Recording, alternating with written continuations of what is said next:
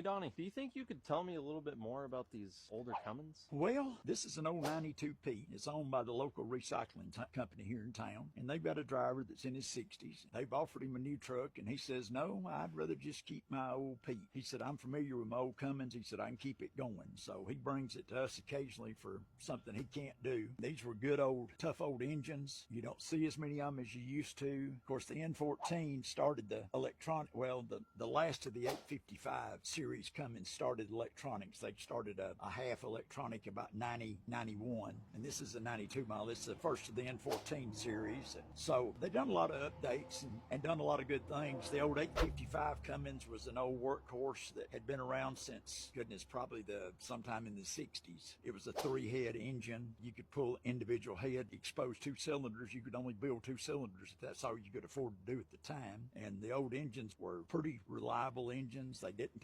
cost a lot to work on. I remember when I started back then, back in the early 70s, the old 855, you could buy an overhaul kit, a genuine Cummins, for less than $800 to build one of them with. And they were very simple. Just about anybody could build one. So these were good engines. The N14, like I said, is an update on it. They made a lot of changes. They put a better manifold system on where the turbo can blow more turbo boost. They got them from originally from the old 850 torque engine to up to 1650, 1850 engines. So Cummins made a lot of good improvements. This was a good design engine. It was a workhorse. You don't see too many of them anymore. They're pretty highly sought after, especially the N14 red top, because you get about 525 horsepower factory out of one of these, and they would do a really good job. But we don't see too many. We still work on them, but happen to have one of them, need some service work done. NLI Sales, Jasper, Alabama, 205-221-5203. My name's Donnie. Call us.